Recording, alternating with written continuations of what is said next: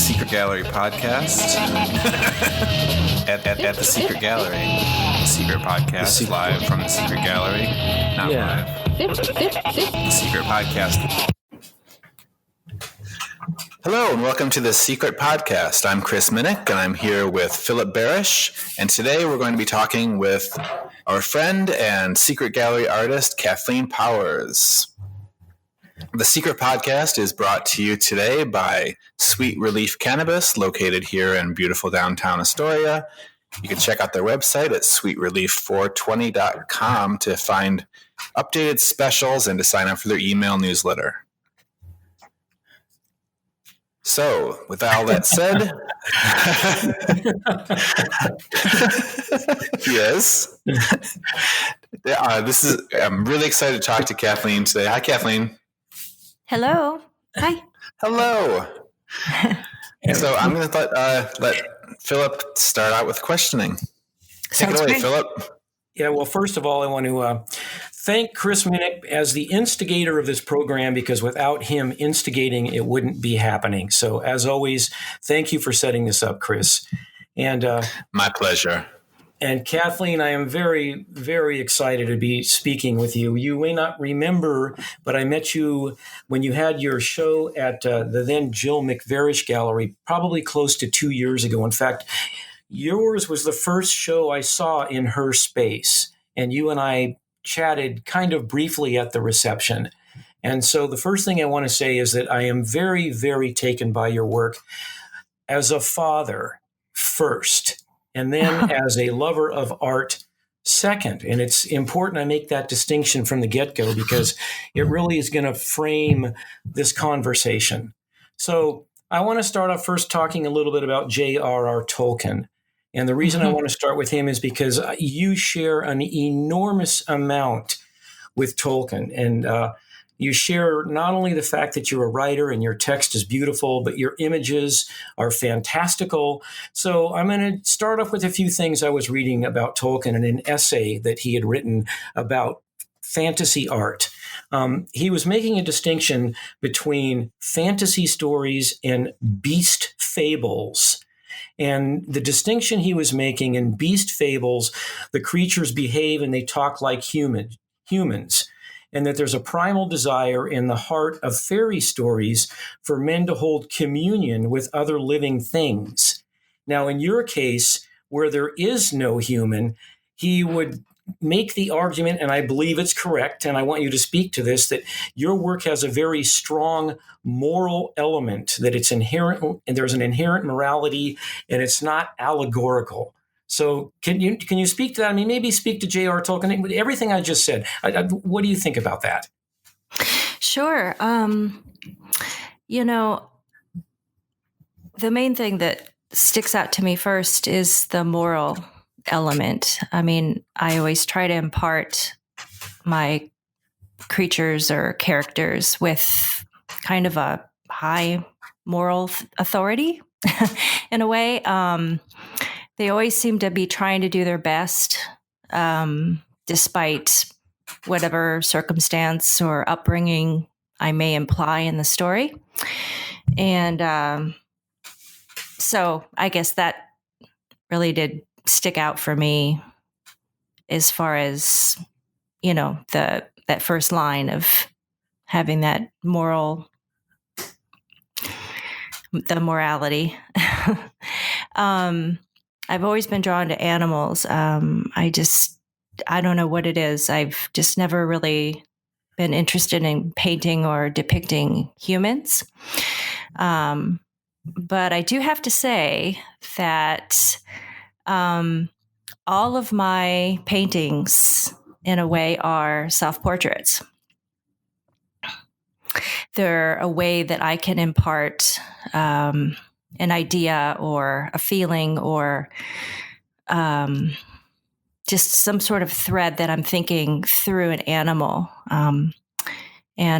So I don't know if that's related to Tolkien or not, but I guess it's just a way through allegory and story to try to get a point across.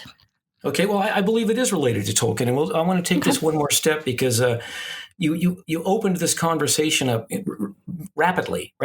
So one of the things that he was talking about is that he feels that children's stories are relegated to the nursery, and that what's happened historically is they become adapted.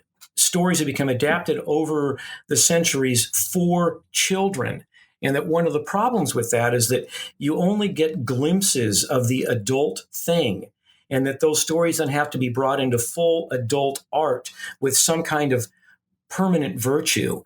And in looking at your work, I think all of that stuff is built into it. Now, it's really interesting that you were talking about your work being primarily self-portraiture, because that feeds directly into what he's saying, but it also feeds into some other stuff that I want to talk about. So, first of all, let's talk about the idea that children's stories come from the nursery, that they're relegated to the nursery in a way that doesn't serve adults, because you have to move fantasy into the adult realm in order to make it stronger, to make it have more authority, which your work has plenty of adult moral authority. So speak to that.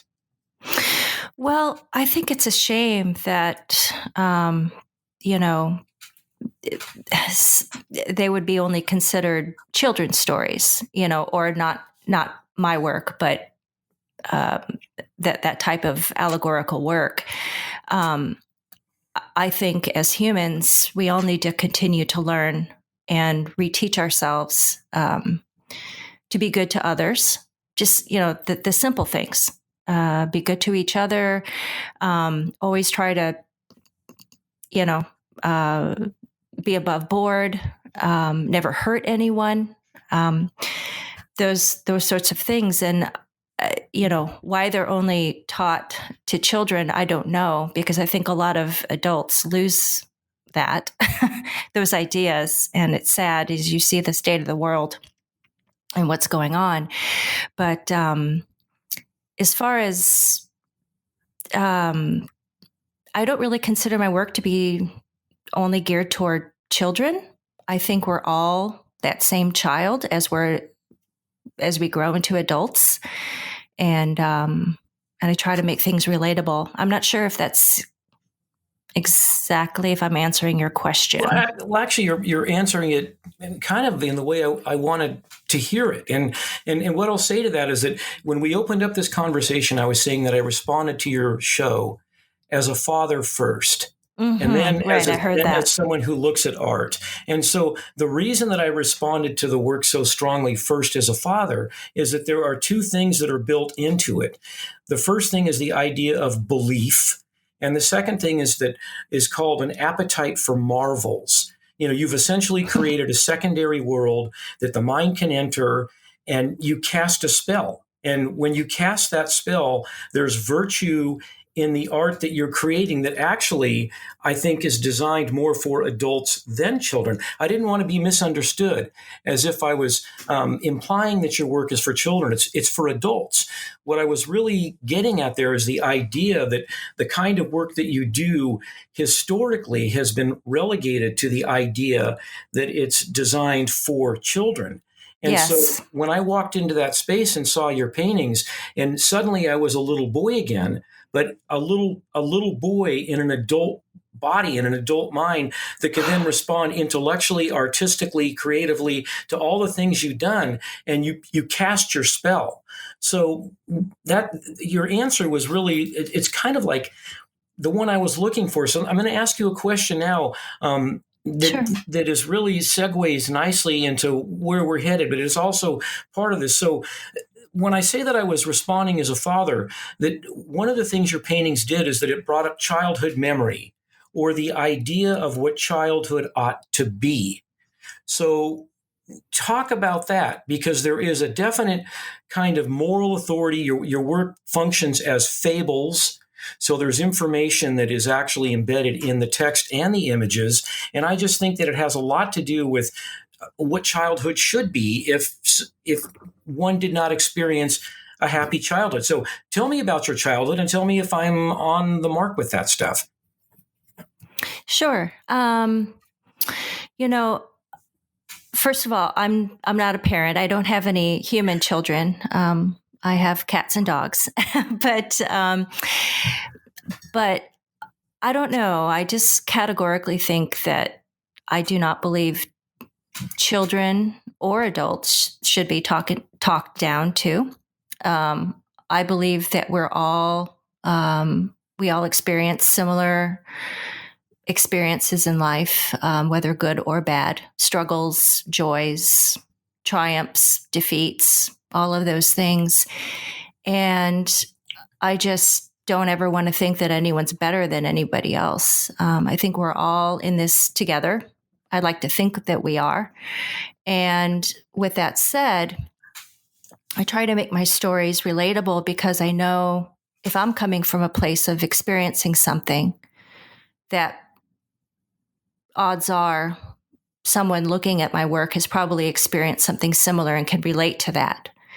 And that's that communication I'm looking for. That's that draw that I want to hold the viewer and the reader into my work.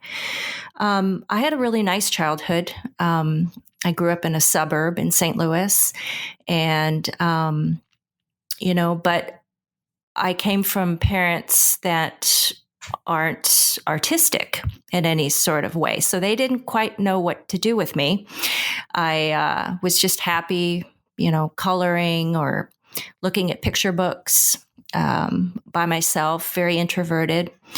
And so I wasn't exposed to a lot of art or, even like I never had any books by like Beatrix Potter. I never had those books. I never saw those books until my coworkers shockingly can't believe that I've never heard of like certain, genres and artists and turned me on to, certain artists later in life. But, yeah, I mean, for the most part, I just, like any child, you just want to be loved. You just want to be accepted. You just want to be told you're okay and cared for and accepted for who you are. And I try to impart that in my art. Okay, so then Beatrix Potter, when were you introduced to Beatrix Potter? I was introduced to Beatrix Potter probably, it's kind of within the realm of conversation, but realistically, probably about 5 years ago. Wow. Yeah. That is really amazing. I'd seen some of the art, but I never really connected it with a name.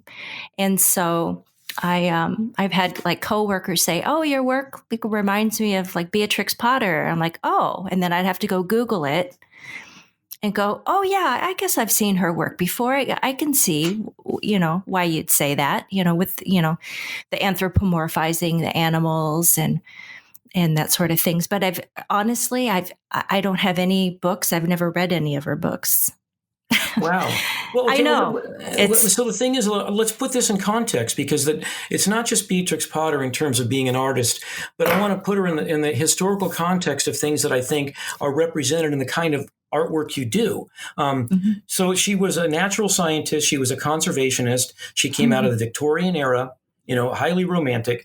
And central to her work was the idea of family, regardless of class, the idea that women were what she called separate spheres where they could focus on religion, children, moral behavior, domestic life, all that kind of stuff. Within the Victorian era, though, you had the idea of an invented childhood because they were trying to stop child labor. They were trying to educate children. So the thing is, when I saw your work and I thought Beatrix Potter, it wasn't just that I was looking at like a visual kind of reference, that I felt very strongly that the way you work, there's a lot of Victorian sensibility in how you work. So were you somehow exposed somewhere to Victorian decorum or Victorian ideas or Victorian art, or is that all just coincidence? Well, it must be coincidence because I can tell you some of my major influences. First of all, all my education is in photography. And I had an amazing epiphany around the year 2000 or so. I always wanted to be a painter, but I was so afraid that I wouldn't be good at it in terms of satisfied with my own work, that I would just never let myself try. So I squashed that. And instead of painting, I chose photography. So I went to school and got my education in that. But in the year 2000, I was lucky enough to be able to go overseas, and I was at the London National Gallery. And I got to see one of my absolute favorite paintings in the world. It's Jan van Eyck, Flemish painter. I believe it's called the Arnolfini Marriage. Yes, I know. They the think painting. it's right. Yes. They're not sure if it's a wedding or right, that one. Yeah, And I stood in front of that painting for I don't know how long, and I still get chills just thinking about it. And I thought to myself, I'm standing where he stood, painting this piece that was painted in 1434. And here I am standing in front of this piece, looking at it just a couple feet away. And it was I just knew at that moment I needed to paint. I said, what am I waiting for? I have to paint this. This is so beautiful.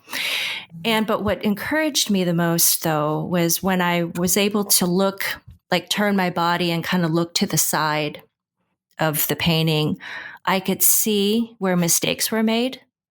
I can see where he had overpainted, especially around the foot of the male in that painting, of the patron. You can see on that it would be his right foot, but the left foot as a viewer, you can see where he had made a mistake and changed the shape of that foot. And I thought, well, if he can make a mistake, I can make a mistake. And I can at least try. So that was the impetus of me starting. I just never looked back. I have not made a photograph since. And I just started painting. Although I started painting in secret. I didn't show anything to anybody because, again, I was still stifled by fear that I would disappoint myself and not be able to get what was in my head down. To make my hand do what I wanted it to do. And so I'm sorry, I've kind of gone off on a tangent here. It's an excellent tangent, though. Exactly. Yeah. But that is, if nothing else, that has been the most influential, pivotal point in my life, is standing in front of that painting, physically looking at that beautiful oil on that oak wood. Some of my other influences, Frida Kahlo, of course, her struggle, her life, dealing with her illness and accidents throughout her life, yet painting these beautiful allegorical paintings with so much pain and grit and reality that we all can still to this day relate to as soon as we lay eyes on it. And also like Aesop's fables, I absolutely love reading those little stories and seeing the animals and what they're doing. So those have all been really strong influences in my work. I don't garden. I do not have a green thumb. We kind of have a running joke in our house that my husband does all the outside gardening stuff and I'm inside. So I've never really had a strong, lure to the outside world. And yet you do images from the outside world. So first I want to go back for a second. You said a couple things that are really interesting. The first one, when you were looking at the painting and you noticed the mistake on the foot. I did. And that there are two things that happen there. Number one is that you said, if he can make a mistake, so can I. But the second thing, which was unsaid, is that mistake then became a very interesting feature of the painting. It became a texture that you 500 years later were able to decipher and appreciate. Beyond the fact it was a mistake, it now has become an important part of the tapestry of the piece. Is the first thing I want to point out. And the second thing is that you then consciously decided not only to become a painter, but you essentially became a closet painter. Yes. I mean, right? I mean, right. So you decided you were going to work at your painting. So I got a couple questions about the photography part, because your transition is a really interesting one. So one of the things when I was looking at your paintings and I saw that you had originally been a photographer, the only thing that I could determine that actually translated from your photography experience into your paintings was an interest in the foreground. And I spent a lot of time trying to figure out, I didn't see a relationship between photography and painting. And now that you're telling me that you had an epiphany, it's clear why that transition was so sharp. You took a really sharp left turn in your artistic life. I did. And the other thing is that your materials, that early on you started working first with gouache. And I'm assuming that the pieces I'm looking at chronologically, it looks to me like when you first started painting, you started with gouache. Is that correct? I started with gouache only because I happened to have an old couple of crusty tubes laying around. And I realized they could be reconstituted with water. And I just happened to have them. And that's the only reason I decided to color with them. Okay, so it was just the convenience of the availability of the materials at that time. Yeah, I didn't go to the art store and purposefully buy it. I think I just found it. I'm not sure how. Maybe through art school, I somehow got some supplies mixed in with my stuff, and it's like, oh, here's couple those little tiny little cute tubes of gouache, and I just even though they were all dried up, I was still able to use them, and was able to make a few paintings out of those. Yeah, and I think gouache is kind of a little bit safer, I think, because it's more like a concentrated watercolor. So you can build layers slowly. So it's not like, you put a line down and you're married to that line. You can kind of, build up the layers. And, for someone who's wasn't very confident, I took to that, I think, for that reason. Okay, but you still have so now this is, here's the direction I want to go in this, because you're in London, you're looking at work. You said you're in the National Gallery of Art. Is that where you were? Am I correct on that? Yes, I was in the London National Gallery. That's where that painting lives. It resides there.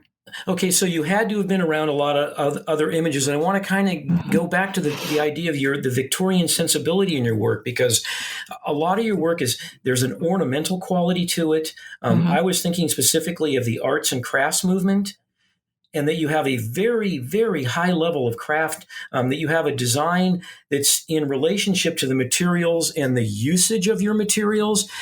Specifically now I'm thinking about how you frame the work. You have lots of ovals. There's kind of wallpaper-ish aesthetic in terms of your really ornamental use of color. I mean, your level of craft is not just extraordinary, but it's highly stylized. Was that stylization reached as part of your epiphany, or was there an evolution in your kind of creative journey that brought you to that point?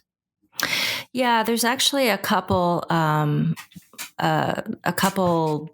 guess, life paths that I've had that I think created just what you have spoken to. Thank you very much, by the way. It was very complimentary to say all that. But I think a couple things defined that. The first was right when I got out of grad school, actually my undergrad photography degree. I worked in a commercial photography studio, and we literally photographed things from Burger King ads to beer bottles to models stepping out of bathtubs. I mean, cars.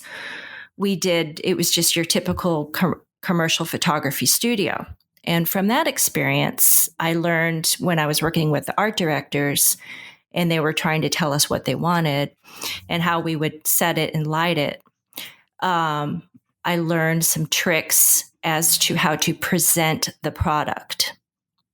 And so that will probably make a lot of sense in how I compose things. Because as you know, most of my compositions are very central.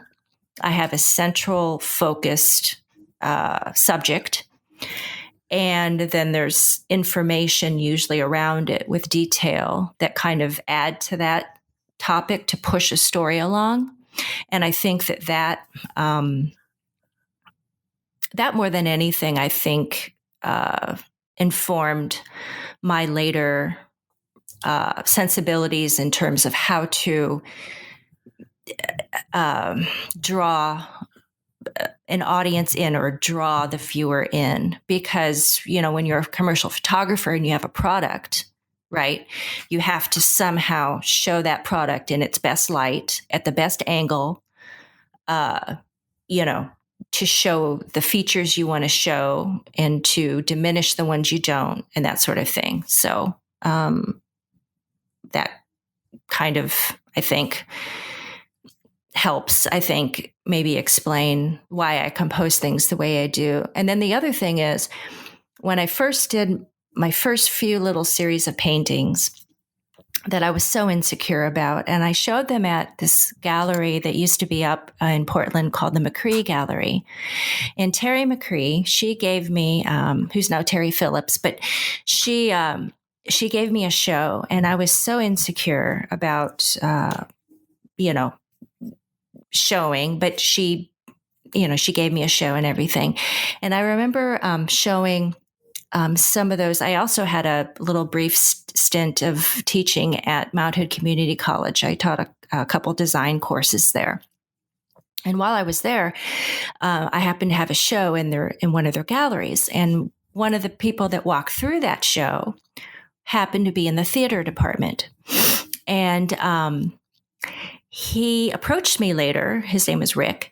And he said to me that I was a theater designer and I didn't even know it yet. So he was looking at, I think, the way I compose things and set things up in my paintings, that he was looking at through the lens of how you would design a set for a theater. And that completely shocked me because I had never heard anything like that before. But I think what all this boils down to is my reference back to the commercial photography experience, I think, of how to show.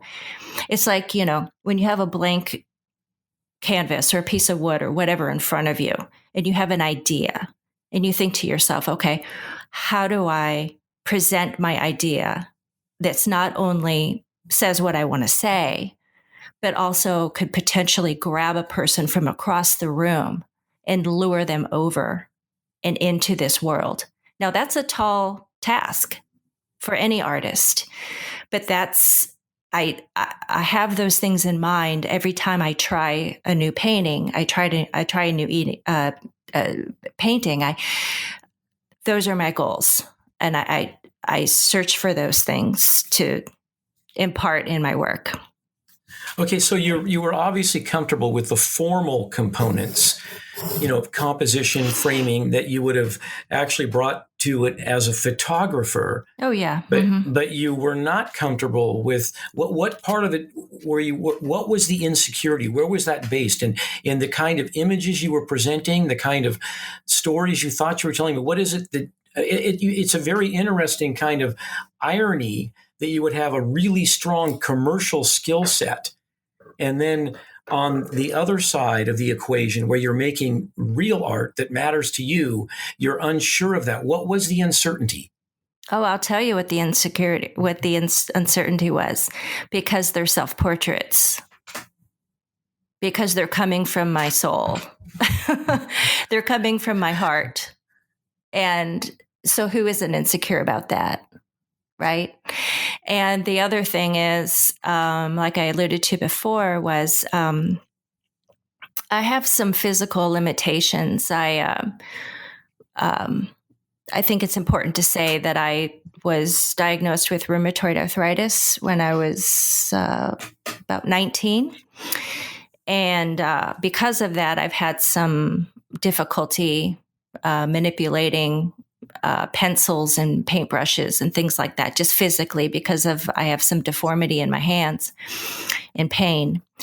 And I have to use these very large pads wrapped around my brushes to even hold them.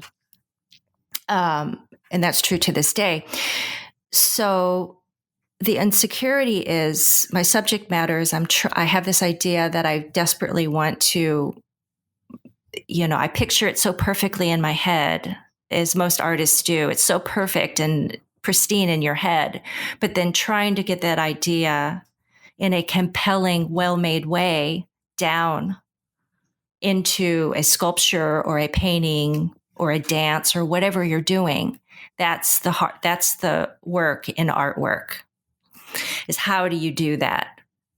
And then I also have the issue with my physical limitations and of trying to make my hand do what I want it to do for the hours needed of sitting hunched over something to make it come out like I want. And so all of that leads to insecurity, I think.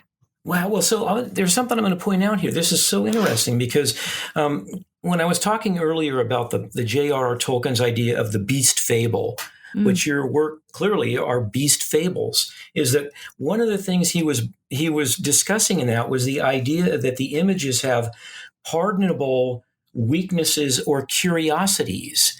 And that's one of the things that gives them such moral authority. And so when you were just telling me about a disability, that is absolutely right on the money in terms of it's a pardonable weakness or curiosity that comes out in how you actually create your work. And so let me ask you a couple questions about that, because when your transition went from photography into painting, then you start moving into text. And one of the things about the early text is that there's an explanation factor of your text that you then drop, and it becomes full-blown fable, or more accurately, beast fable. So there was a period in there when you felt compelled to explain whether it was allegorical, whether there was a metaphor, whatever it was, and you then shed that. And upon shedding that, you moved into your full-blown kind of mature phase of having the marriage of text and the image. So talk a little bit about that transition, and then I want to talk about your text. Sure. Well,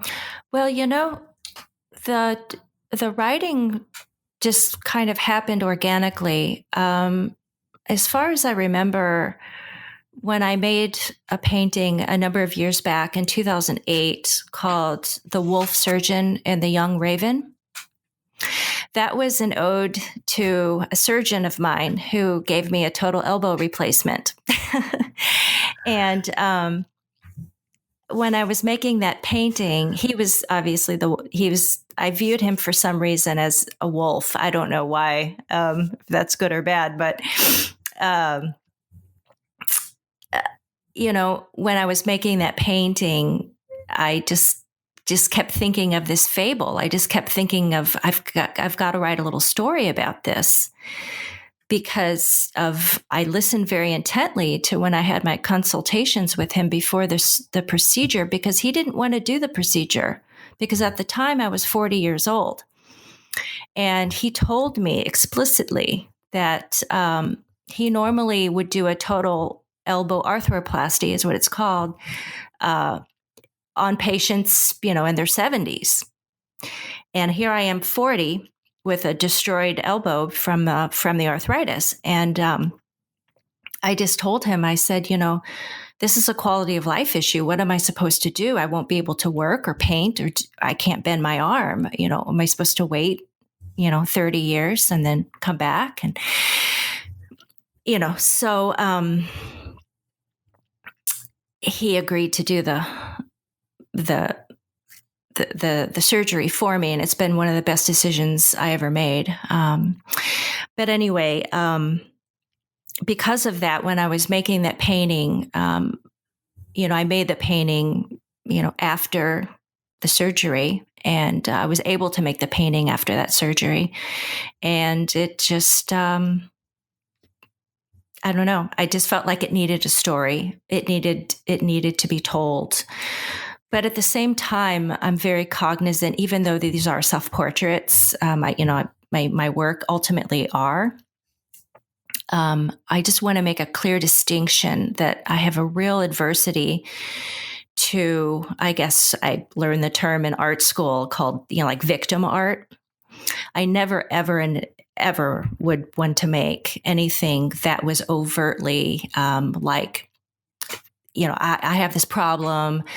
I want to tell you about my problem. Look at my problem, kind of thing. And so that's why I think therapeutically and cathartically, I look for ways to express what I want to express, whether it's pain or joy or, a problem in life or whatever. And I look for ways to explain it that's kind of hidden within an animal and other details in there, where I can still get out what I feel like I need to get out, but it's not pointing right back at me. It's not about me, Kathleen. It's about a pigeon or a squirrel or a skunk or a possum. So it's kind of a win-win. Yeah, well, and I would say you're simplifying it a little bit. I mean, in terms of how I respond to your work, is that first I would never have guessed that there was like some kind of personal statement being made about any kind of disability or any kind of discomfort. Is that once again that I responded as a father, then I responded as someone looking at a really high level of craft of art, and then when we get into the actual text side of things, is that what you have effectively done is created two parallel types of work, two disciplines that can stand alone. That when I was looking at your text, I can read your text. It can stand alone as a single printed page, or I can look at the image, and that those two things together give it enormous, enormous power. And then I was basically framing all of that in the idea of the beast fable, that you're using these animals to move all of your ideas forward. And that there's a whole kind of history of that's taking place. So it's really interesting that what I'm hearing from you is, so I don't want to say that it was unexpected, but it's very, very surprising. I'm surprised by it. So the text follows the image, or does the text grow with the image simultaneously? Tell me about, where does the text come in? Yeah, that's a really good question. The text comes in all over the place. For instance, I've got two paintings right now sitting in my studio that are about 50% done, but the fables have been done for months. So the fables came first on those. Sometimes, like with the diptych, the popcorn mouse and the potato mouse, the little diptych painting, that fable came after. And sometimes while I'm painting, just like with the wolf surgeon painting, it comes with the painting. So it comes in all phases. It's never always the same. I can have a fable written for months before I make the painting, or the other way around. And do you determine the type of animal for the fable? Are the animals independent of the fable, or do you decide what would best characterize what you're saying? I mean, talk about your use of animals. Talk about how you decide what you're going to use when you're moving into your beast fables. Yeah. Usually when if the story comes first, Usually I'm not sure where the animals come from. Usually if I have an idea, for instance, like the painting, the goth squirrel with bouquet, that was always a squirrel. I don't know. I couldn't see that animal as any other animal. The animals just appear. I'm not sure how, and they seem right, and I kind of go with it. So, and I guess with my writing too, you're right. There's always an animal that comes with it. So my next two that I have fables already written for feature cats. So there's going to be 2 cat paintings. And in my mind, I guess they couldn't be any other animal. It just, out of the story comes with the animal, I guess. So when you had your exhibition that I saw, and so the text was separate from the image, are you thinking of somewhere up the road of incorporating text onto the image? Does that matter to you, or because they really are very separate experiences that then, for me anyway, for my eye, move together to create a larger sum of its parts? Do you consider text as being on the image? Is that something you would want to do? I don't believe that I would feel comfortable putting the actual text. You mean within the actual painting itself? Yes. On the painting? No, I'm just a real fan of fable books. One of my favorite fable books is, I believe his name is Arnold Lobel, and okay. It's simply titled Fables. And in this fable book, he does all the illustrations and the fables. Is a little illustration on the left, which are amazing little paintings, and then he has the text to the right, like it would be in like a book format, and that really appeals to me.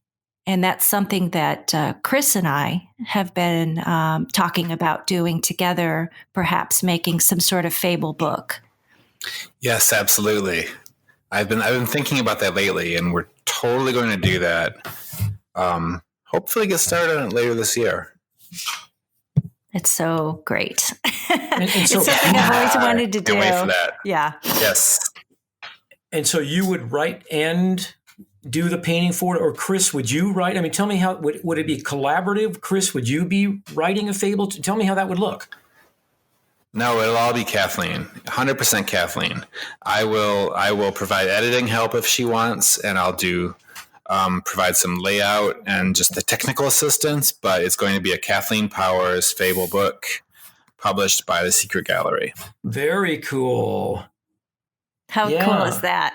I'm so excited. Cool. Yeah, well, you should be. So let's talk about the writing a little bit more, because you're a very skilled, you could be a very skilled technical writer. What I mean by that is you could parlay your writing skills into technical writing, because you really know how to construct sentences.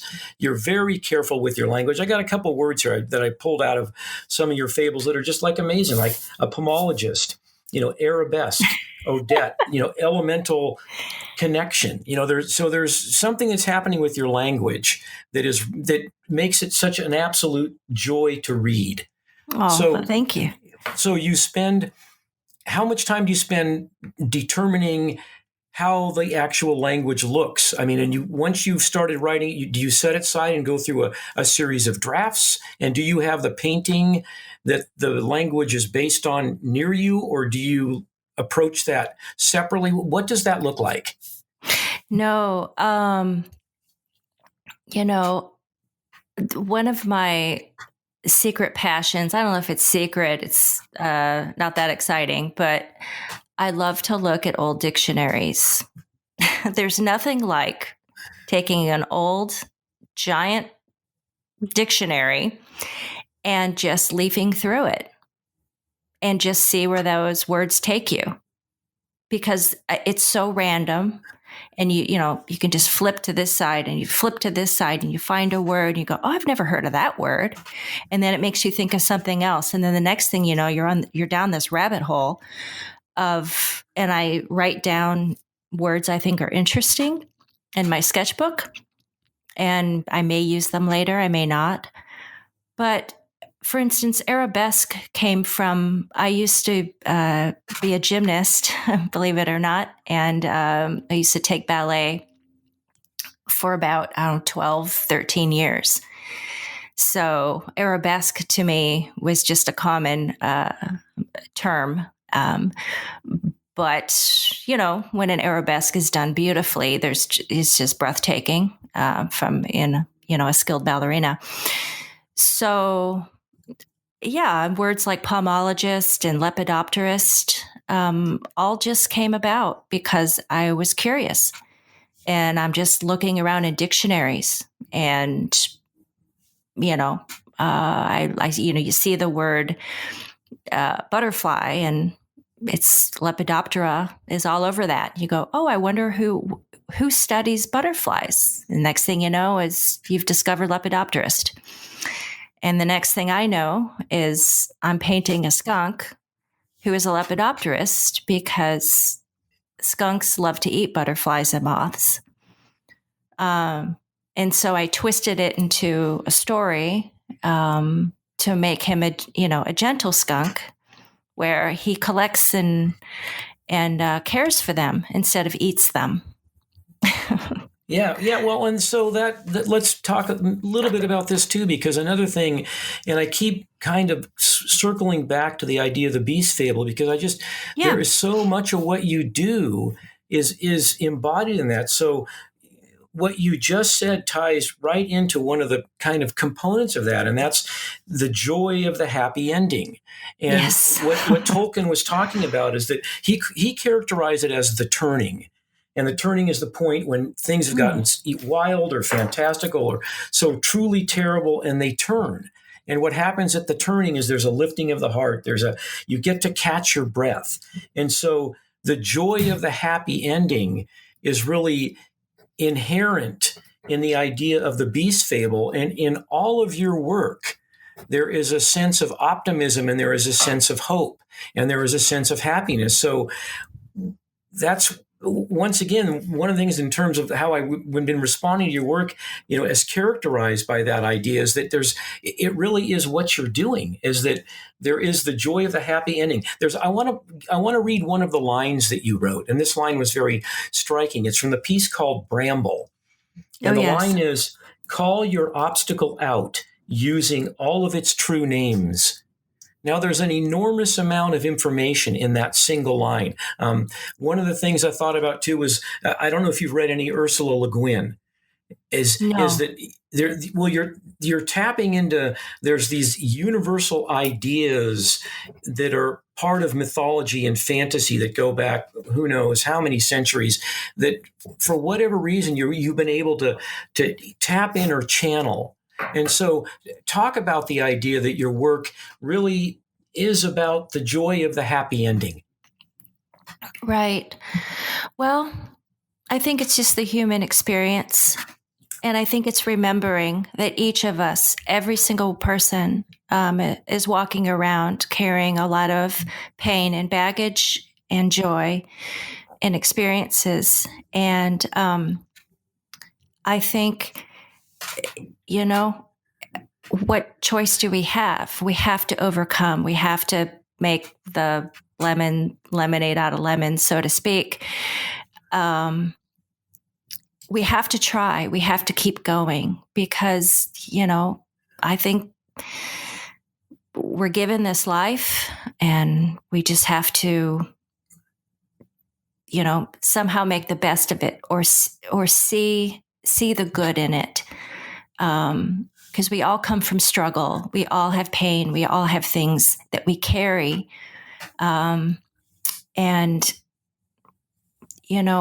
it's not just for your own personal growth, but it's also to help others. Because if,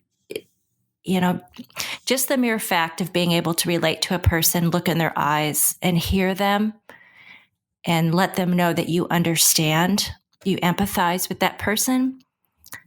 That's what makes the world go round. That's everything. And I think if art can do that, what a gift. Yeah, well, and another funny thing about your work, too, is that there's the idea that fantasy is a natural human activity, that it's something that we all do. Your work is fantastical, and it doesn't destroy the idea of reason or science. In fact, I would argue that it actually builds up the idea of reason or science. Mm-hmm. What do you think about that? I mean, that it is that fantasy is a natural human activity. It's not just something that is in children's stories. I mean, clearly your work can cut across any age of, it's at any group, any demographic. So what do you think about that idea that it doesn't destroy reason or science by any means, that it kind of builds it up, and particularly in your use, once again, of language? Well, I work also as a medical technologist, so I have a science, background. I run tests in a laboratory, and so I'm very much grounded to the science world, as well as the fantasy world, as well as the human world. I think bottom line is I strongly, strongly believe that we're all connected. Whether it's through the elements in the universe, our DNA, we're just all connected to wood, to animals, to rocks, to everything. We all share the same elements. So there's something that connects us all. And I think that needs to be respected. And I think that needs to be, I think we need to remind ourselves of that we're not different. We're not that different from things, and we're certainly not different from other people. We're more the same than different. And so I think that's why, in some ways, the language that I use, there are some scientific terms and, things like that. But I think it's just because it's all related to the human experience. Okay, and then so part of that too, just to continue this a little bit more, is that the idea of that man had been separated from the beast, that it was some kind of strange fate, or that it was some kind of severance, and the idea that what we want to do, what you're doing in your work, is that we can hold communion again with other living things. In your case, literally through language. This is something that really, it interests me, and it also puzzles me at the same time, is the idea of a separation, of a severance of other life forms, which makes us somehow different. And in your work, you've taken the idea of being human, you've embodied it in animals, and just completely disregarded the fact that there was any severance. Oftentimes that severance manifests itself as guilt. We have a sense of guilt about our relationship with the natural world. Speak to that. Well, I think, animals deserve their right place. I think a little field mouse and a squirrel deserve their due. They're part of the ecosystem just as important as me or as any other human, I think. And so I think that's why I perhaps, in a way, go out of my way to put them in the spotlight, But they're not, fantastic lions and, birds with gorgeous plumage and things like that. They're average animals. The animals that are usually forgotten, the ones that are usually sometimes considered pests. But I think that they deserve, credit too, and to live their life. Well, and I'm I not would sure if argue that answered that. yeah, well, I would argue that it's their very ordinariness that makes them extraordinary in how you use them in paintings. Is that it's just the fact that they are just ordinary, kind of inconsequential little critters makes them even more potent. That there is this kind of minutia of life and relationship, these little vignettes that you draw from these little critters, it gives it enormous power in the fact that they are little critters. I think that's a really important part of what you do, is the idea that the little thing cumulatively matters. So that has to be part of what you're thinking about. Yeah, so I guess I've always been a big champion for the underdog. And I feel like sometimes the underdog deserves the seat at the table, not to be on the table. And I think that's, back to the story writing and the text, that I include with the paintings. I think I'm a natural explainer, like in terms of, I just desperately want to have, like we all do. We all want to be understood. We all want to look at another person, talk to that person, and have that person acknowledge that they understand you. And I think that there's, no different when I'm creating art, and then there's no different when I'm writing. So I think that it just reminds me of something that you had said before about the words that I choose are very carefully chosen in the writing for a reason. And that reason is because I really want to make my point. I really want to focus down on what you're viewing and what you're reading. I want that to be a cohesive, something that's going to grab you. And so I'm not sure if I'm explaining myself right, but I just I agree. I guess my point was that I was just hearkening back to something that you had said prior about the words that I choose, and those are just as deliberate as every leaf of every berry, of every little hair coming off a leg.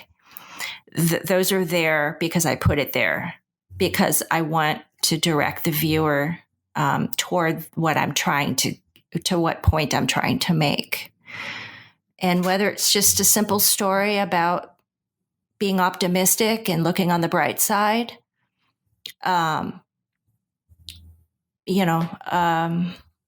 we can all relate to that story, right? As children, as adults, we're all that same child walking around in these older bodies. And well, yeah, the stories are brought. Well, they're brought into full adult art. I mean, this going all the way back to the beginning of the conversation. The idea that children's stories are relegated to the nursery is kind of, it's ridiculous. It is. That you in the nursery all you get are glimpses of the adult world, when actually it should be brought into full adult understanding. There's another funny thing that I was thinking about too, that I was reading. It was the idea that in the case of fantasy art, and I'm not going to call yours fantasy art because I think beast fable really is what you do, is that that the visible representation of the image, it was characterized as the hand outrunning the mind, even overthrowing the mind.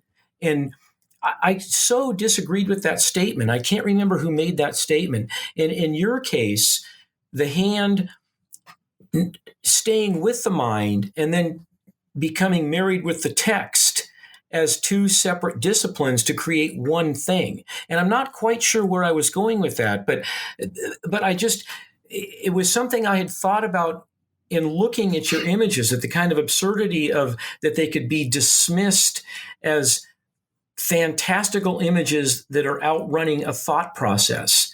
And so No. I don't know if I want you to respond. I mean, I guess respond to that. I'm not clear where I'm going with this. Well, I hear what you're saying. And I hear that distinction that some people make about, fantasy art or fantastical art or whatever. I'm not trying to take the viewer any place other than right back to themselves. So I'm keeping things as grounded as possible because I'm making my art from a place that is completely grounded.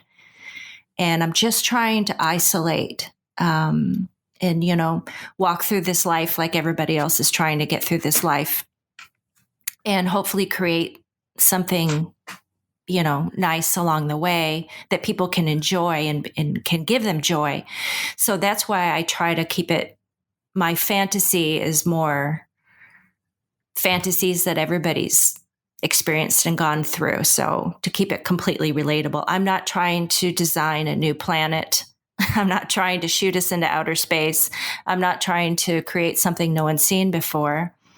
What I'm trying to do is direct the viewer right back into their own heart to take a look at themselves and reflect on what they just saw and read. But your work does have what's called the strong inherent morality. There's no question about it. When I was talking earlier about Beatrix Potter, and I was so surprised that you hadn't grown up reading her, that your work is just, there's a strong sense of morality, and it's not allegorical. It's just a strong sense of morality is built into your work that makes it so strong, makes it so potent. Well, thank you. Yeah. So tell me about your show coming up at the Secret Gallery. Oh, well, currently I'm getting ready for a show at the Gardino Gallery on Northeast Alberta in Portland. Which is a lovely space. It is. Donna is just a wonderful, wonderful human. And she's had that wonderful gallery there for many years. I had a show there a few years back. And I have the honor of having another show coming up. It's opening at the end of August on the last Thursday, August 27th. But I continue to have a great relationship with the Secret Gallery. They have been so wonderful to me. I have prints. They've made, prints, and they sell cards. And I'm sure we have some new prospects for some shows in the future. But right now I've been definitely. Yeah. I've been working like a mad Always person. Welcome here. Oh, thank you, Yes. Chris. Thank you.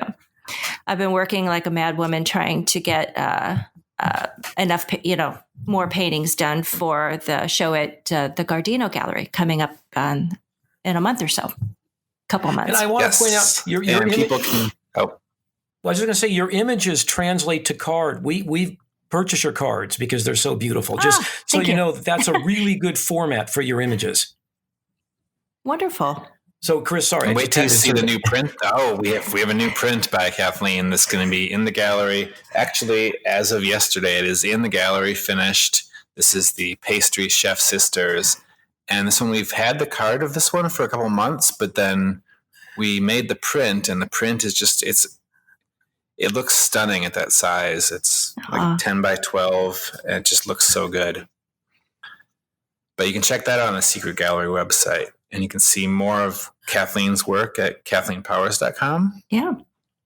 Yeah. Well, I guess we should wrap this up. It's been such a pleasure chatting with you. Your work is just, it casts a spell. It casts a spell on me. And thank you for spending an hour with me. Well, Thank Chris was you here too. for your time. Yeah. Oh my goodness, yes. I just love listening to you both talk. I'm just in awe of both of you, and just it's amazing just listening to you both. And this has been really fun. Thank you so much for the opportunity. I hope the COVID thing is over for the opening. The last Thursday you said in August. Yes, August 27th. Yeah, boy, I hope it's over, because that's the last Thursdays on Alberta Street are always amazing anyway. Right. Yeah. That's been a long ongoing Portland tradition, is the last Thursday openings. I'm hoping very much that the crowds will be out and about, and your work, it will look fabulous anyway, but crowds always make it so much more fun. Thank you so much.